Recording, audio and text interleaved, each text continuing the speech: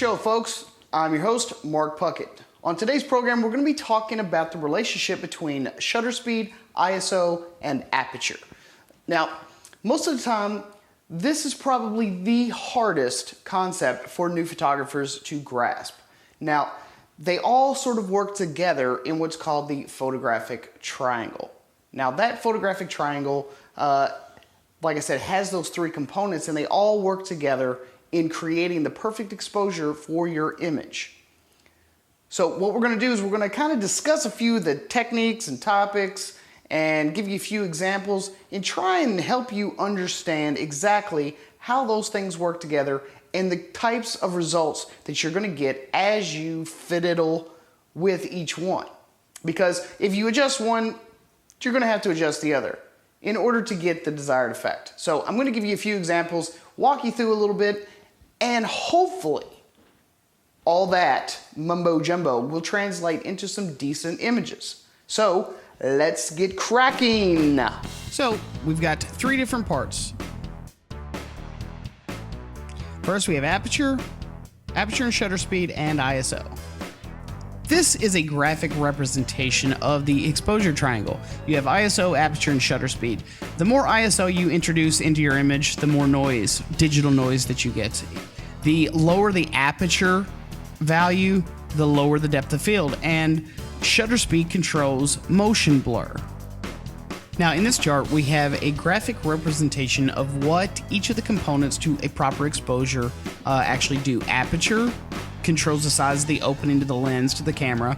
The shutter speed controls the amount of time the sensor is allowed to capture light, and ISO controls the sensitivity of the camera's sensor to the light. So with our first component we have aperture. Aperture essentially controls the amount of light that gets from the lens to the sensor inside the camera. Now, contrary to what most people think when they first start off, the lower the number of your f-stop, the bigger the hole, as you can see here.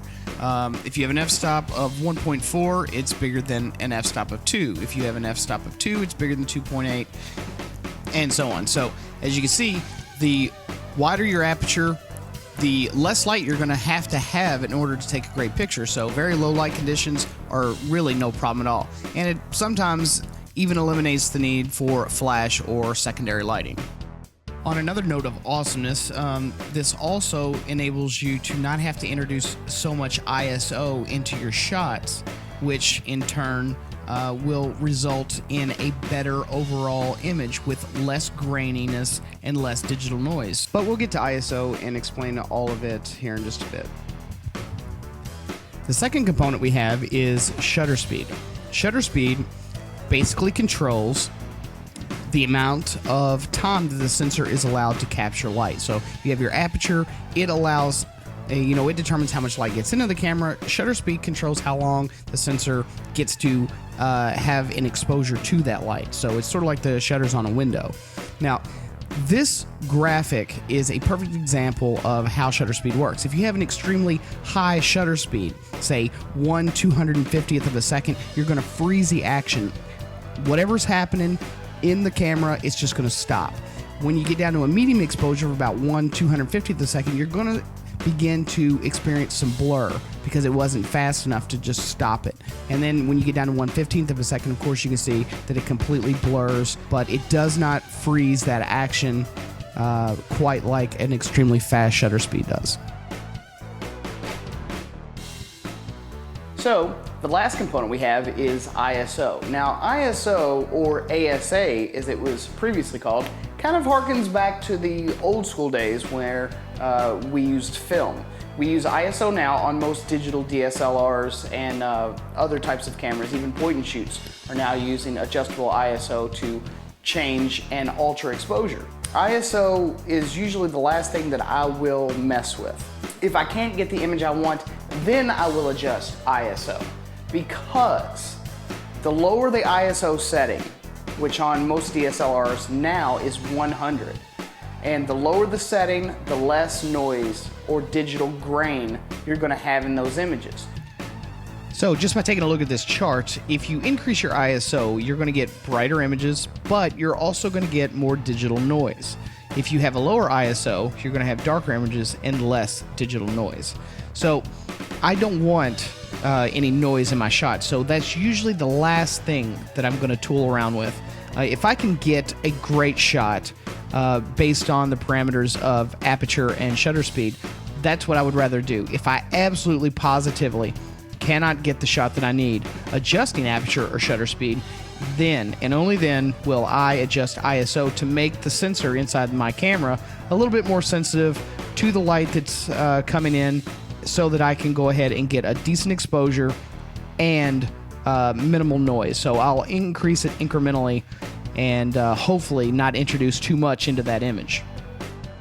So now it's time for a little test. So the test I set up, continuous lighting. I'm going to start off at a 50 shutter speed and 3.5 aperture with an ISO of 100. And this was the image I came up with. As you can see, it's very dark, but there's no graininess in any of the darker areas. The second shot I did, I kept the exact same shutter and aperture, 50 and 3.5, but I increased my ISO all the way up to 1600. And this was the image I came up with here. As you can see, it's much more well exposed, but if you look in the darker areas, there is plenty of digital noise and grain in those darker areas. For the second test, I decided to increase my shutter speed and my aperture, but I wanted to leave the ISO the exact same. So I'm using a flash. I'm at 250 with an f-stop of f8, and I'm leaving the ISO exactly the same. As you can see, in the image, it is a little underexposed, but there is no digital grain in the darker areas whatsoever. It's a very nice, solid, flat, dark black. There's no noisiness in those darker areas. It's an overall great looking image, except for the fact that it's a little underexposed.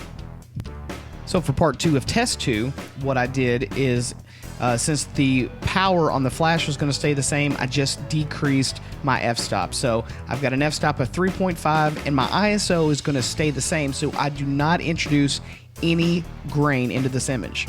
And as you can see, a perfectly well exposed image, and all the blacks are perfectly black. There are no digital noise artifacts in any of the darker areas.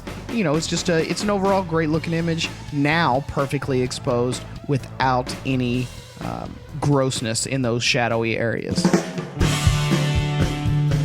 Motion Slider 36 is a relatively cheap alternative to the more expensive models currently on the market. Now, if you're looking for smooth linear motion for not a lot of cash, this heavy-duty bad boy is for you. Now, the Motion Slider 36 is an inexpensive slider built from all aluminum construction and uses linear bearings for a smooth glide. Now, while it doesn't have any mechanical gears to provide motion, it is still a contender for those that are on a budget. It can be used on any flat surface or mounted to a tripod base or head via the 1/4 inch or the 3/8 inch holes on the bottom of the rail. Cameras can be mounted directly to the top plate via 1/4 inch or 3/8 inch holes, and it also includes a 1/4 inch mounting screw so that you can attach your own fluid head. And if you do attach a fluid head, it will allow you to add a variety of different shots to all of your productions. Weighing in at only 8 pounds, you can pack this mofo with you to add production value to wedding gigs, product demos, and any other video project where you want to add a bit of motion. Coming in at only $160, this is a great way to add a new level of pizzazz. And I do know that there are a few other companies that make sliders as well, but none of them have sent me any to review yet. But as soon as they do, I'll be sure to compare them and give you my thoughts on how they stack up. I want to thank everyone for joining us. Be sure to check us out on the Twitterverse and find us on Facebook. We don't have many friends on Facebook yet, but we would love to have you over there. So find us on Twitter, go there, and also find us on Facebook. Just do a search. We don't have a page name yet, but it's coming. I also want to remind everyone that on the next episode, we are going to be discussing the all-new Final Cut Pro 10, recently released by Apple, and the amazingly blown out of proportion debacle that is post-production right now in the Apple world. So find us, check us, subscribe, and if you have any comments, questions, or suggestions, please don't forget to send those in as well. So thanks again for joining us, guys. We'll see you again next time. Take it easy.